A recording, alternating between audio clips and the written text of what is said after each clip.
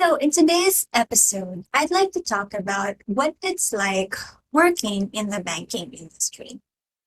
Still part of the BPO industry, though. I want to talk about how I got there, even though I did not have any experience of getting acquired by a different company, the transition, the types of customers, and the highlights or the key learnings that I got from working in banking.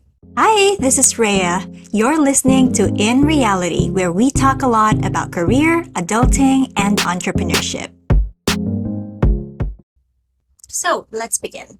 If you don't know yet, I started my career as a customer service specialist in the banking industry. When I applied for a job, I actually thought that I'd be profiled for a travel account because my entire job application, exams, and tests were all about travel. I even had a mock call that was about travel, or there was a customer calling in to book some flights. And so I really expected to be profiled for a travel account. But when I got my job offer, it turned out that I was profiled for a financial account, specifically to a bank in the United States. So, because I wasn't really keen or good with numbers, math is not my favorite, but I did pass all my math subjects more than the passing rate. It's just that it is not the subject where I am the happiest. Okay. So anything that has to do with numbers, especially when I have to do the work, would be most likely anxiety filled type of job or something like that. So I found out that I was going to be profiled for a financial industry, and I did not have a choice because it was the account that was assigned to me. But then the recruiter told me that it was actually the highest paying account and it was the top account. So for me to be profiled for the highest paying account, or even to just be in the top account of the company, already felt like I was privileged enough to be there. So I did not complain, of course. I was just like, what, a 20-year-old entry level employee that time. And so when I started working as a telephone banker, I felt that it wasn't that bad at all. During our training, we had a 2-week foundation training, and it was all about banking basics, American culture, and that was really a good training because I've learned so much, especially coming from a non-banking background, and especially that, back in the days when I started working, it was 2009. The internet was not as big as it is today, which is in 2021. And as a student, I never had my own laptop. I never had my own internet connection, but I was pretty internet savvy. It's just that I did not think of researching anything about banking because we never really had resources about call centers back in the days.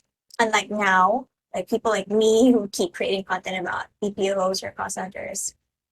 And so it was so new to me that it felt so exciting.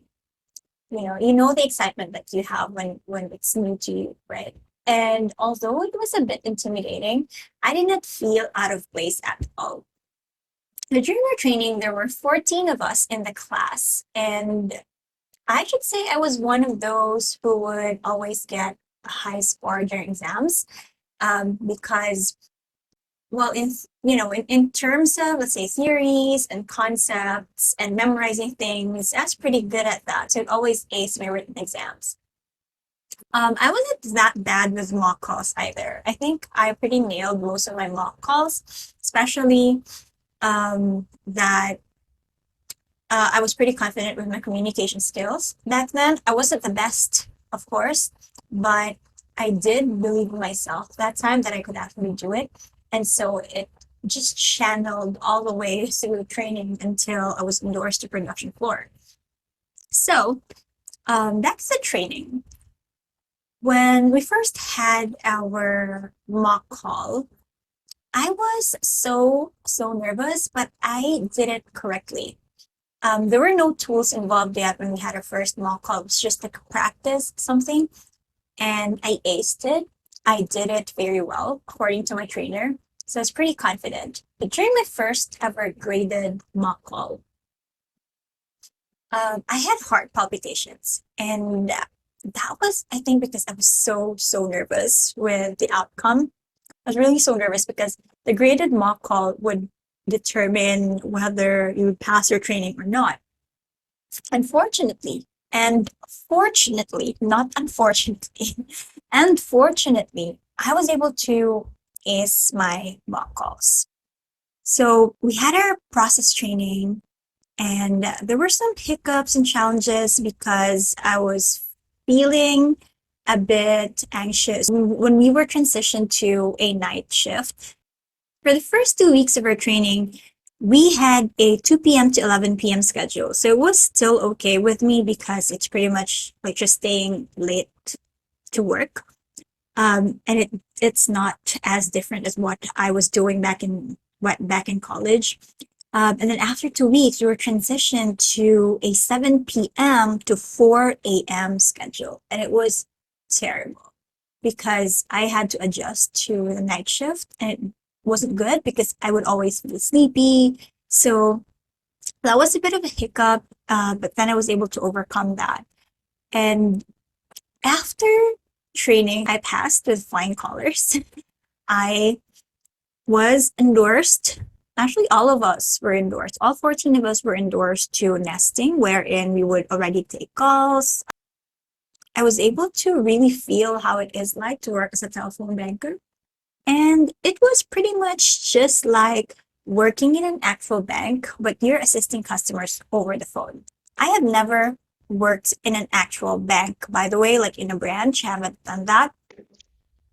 But I did feel like it's like working inside a bank, but doing everything over the phone. After a few months, I actually thought about why I was profiled to the banking account. I felt pretty lucky that I was there, but I realized that I was profiled to banking because I remembered in my resume, I didn't have work experience yet, right? Well, official or legit work experience because I did have a few like, side hustles back in college. So I wrote on my resume that I worked for a bookkeeper who was my godmother. Yeah, she has a bookkeeping, like a small business that does bookkeeping for entrepreneurs and other business owners. So I worked for her doing a lot of stuff related to banks and banking. So that's probably the experience that they caught, and they thought that I might be good for the banking account. And so that's how I got there. Now, the thing is, when I was training, it was also the time that the bank we were working for was supposed to be acquired by another bigger bank in the United States. So after 2 weeks of taking calls, just 2 weeks, I think, 2 weeks of taking calls, we haven't really gotten the hang of it. We were still practicing, I suppose. We were sent back to the classroom because we had to have another training for a different bank, and that bank was the acquirer of the old bank that we were in. So it was another 2 weeks of training, and that was where the challenge was that time because we had to use two different tools to assist customers because we still had customers coming in from bank one and then new customers coming in from bank two, which are the customers from the bank that acquired the old bank. I hope I'm making sense. So that's pretty much what happened. But eventually, everything just went well. I even got a kudos call for a job well done. My first CSAT was actually a failing score, but it wasn't as bad because that time our CSAT had a recording. So customers can actually leave a recorded message saying what happened during the call. And thankfully, with that particular call, the customer did not have any complaints about me. I followed everything, but he did have complaints with how the bank handled the situation. So it's pretty much not about me as a banker, but about the bank in general. So that survey was disputed. And then after that, I got more and more perfect surveys, and I got so many incentives because of hitting my KPIs, or my key performance indicators, my metrics, and I was in the high because I was really earning more than I expected. Because my basic salary that I signed on was just 12,000 pesos, and then since I was working for that particular account, the account gave kind of a complexity allowance of 4,000 pesos. So I was really getting a basic pay of 16,000 pesos per month at that time. Then with all the incentives that I got in one payday, I would get like 20,000 pesos or more. And that's because every metric has an incentive. So if that's a particular metric, you have an incentive for that, and then another metric if you pass another incentive. So you basically get a lot of incentives for different KPIs, right? Which was an advantage to us. But it was later changed when we got acquired by the new company. Working in banking, even though you are working as a telephone banker, really felt like you were a professional. At least that's how I felt. I was, as we were called executives, and I think it just makes sense because we're all frontliners. We were the first people who would receive the calls. Obviously, there were really different call types, and when you're new, you never really know which type of call you will get because they don't really come in filtered. So you can get any type of call. If the call is something that you can assist with, then you will assist. And if not, then you'll transfer it to another department. So the most common call types were balance calls, like people asking how much money they have on their account. Then we have transaction calls, like what transactions came through using their debit card, or maybe check transactions. And we also have like insufficient funds, fees, or refunds, when customers used up money in their account and their account would be negative. So they would call why they were charged fees. And those are some of the most difficult and time consuming calls because you'd have to explain why they were charged fees. And there are also some really interesting calls like legal calls, for example, things like people not paying child support, or the court putting a court order on the bank account so the money is frozen. So the money would be frozen, and those things are really complicated. And thankfully, we did not have to assist those because we have to transfer, but you're still part of the call because you'd have to explain why you need to transfer them, things like that. And there are really several other interesting parts, like married couples who got divorced and then they'd share a joint account, and then now the other person wouldn't have access to that account, so it would cause some problems. And you really hear some very dramatic calls. I mean, I'm not saying dramatic just because it is dramatic, but just because the calls are really complicated, and the customers calling were genuinely hurt or upset, disappointed, and they they wouldn't have anyone to speak with except for the telephone banker. So most of the time we got to be like a sponge. We would just absorb everything. And if you want to ask me what types of customers we do get different types of customers. I think it's basically just the same with other industries, but I do feel like with banking, they're more professional because they're calling about their money. And as telephone bankers, we're also taught to be really careful and to be very considerate because we are talking about people's money. And these people live in the other side of the world. So just imagine if you're someone calling and you realize that the person helping you is actually in a different side of the world, right? And it's your money you're talking about. So it kind of posed a concern to some of the customers. And that's one of the challenges. You really have to explain that their money is safe and that they will get the help that they need. And so, with all of that being said, some of the key highlights that I've learned while working in banking is that it is so amazing to learn the banking system of another country. It is like being in another world because the banking system in the US, although there are a lot of similarities, there are also a lot of differences. And these are things that you don't usually see in the Philippines. For example, they don't usually use cash. In most transactions, they use their debit cards. But in the Philippines, we're still a largely cash type of country wherein, you would see in malls, in every store, most people would still use cash. But even then, assisting banking customers, they would be using their debit card almost every time. And the only time they're going to use cash is if debit card is not acceptable or debit card is not allowed. And you realize that it's a totally different culture.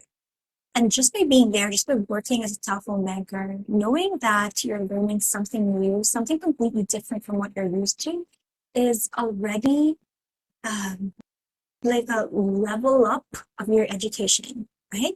Because you don't really learn that in school if you're not working in the banking or financial industry. So I was really, really grateful that I was there because it's such a huge thing for me to learn something important, especially in the lives of the people. Because banking is like one of the most important parts of our lives. It's how the money goes around from one person to another, and understanding how banks work, understanding how banks earn money, the interests and fees, and all of these laws and Republic Acts like Money Laundering, Bank Secrecy Act, all of those, we all studied everything in just more than a month, like less than 2 months, you get to know everything. I'm not saying you get to remember everything, but you get to learn everything. And I'm really also glad that working in this particular bank, it's one of the largest banks in the US. It's so like the tools and the knowledge base were so professional. They just wanted to make our lives easier by providing the resources and the tools that we needed to assist the customers the best way we can. For example, our knowledge base is really, really, next level. So everything that you need to know about the call, you can just search from a knowledge base. And I've heard that in other companies, the knowledge base was just super confusing. And I think that with the particular company that I was working for previously, they really worked on it in a way that bankers would just rely on the knowledge base. That you can just leave the bankers on their own and you can move on to other tasks if you're a supervisor, if you're the manager of the company, right? And the second one is you'll be surprised how massively it affects your real life. Even though you're learning about the banking system in a different country, somehow, because you understand the complexities of the issues and the situations of people because of money, you will understand how to better control your money, um, how to navigate your banking lifestyle, I should say. All those things. Like if you're a telephone banker and you help customers avoid fees, you help customers save money because you offer solutions on how they can save money. In reality, you'd also want yourself to be in that situation wherein you'll be credible in giving that advice or information to your customers. Obviously, it's not a requirement because you can't control everyone, but just the fact that your, you know, your funds and your financial life is also in order makes you feel a bit more credible in giving solutions to your customers. That's how I felt. So although that time I was not like it wasn't the best in my financial situations. What I'm trying to say is if you compare my financial situation back when I was starting to work in call center versus now, after so many years, I can definitely say that today is so much better. But at least, working in the bank would really make you realize that, okay, this is what happens when you spend more than what you have. This is what happens when you spend money that's not even on the bank yet. You understand those things, so you try to apply it to yourself and to your life as well. And lastly, you'll be more cautious and, you will not take the responsibility for granted. Because, like what I mentioned earlier, you are handling the funds of people from the other side of the world. So you wouldn't want to mess that up. If something happens, it shouldn't be you because something can happen. But at the end of the day, you should be very cautious and should be very detailed in explaining to customers because one misunderstanding can really cause a huge difference. Like it might cost money for the bank, money for the customer, and it might cost you your job as well. Which is why working in the banking industry, we have ZTP or zero tolerance policy. There are a lot of strict regulations that we need to follow, especially with authenticating the customers, knowing exactly who we're speaking with. It's very different. Like here in the Philippines, for example, when I went to the branch of a particular bank, they just practically gave me my mother's complete account number. But when I worked for the bank in the US via telephone banking, we can't even provide that to anyone who's not an account holder.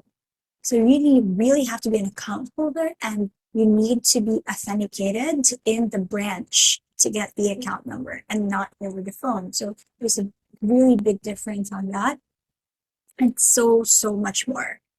And I should say that I have really understood a lot of the aspects of banking, and most especially when I got my first credit card because I was serving or assisting credit card customers, and eventually I became a trainer, so I had to teach people how credit card works. Then when I got my first credit card, I was able to really apply that knowledge into managing my credit card accounts as well.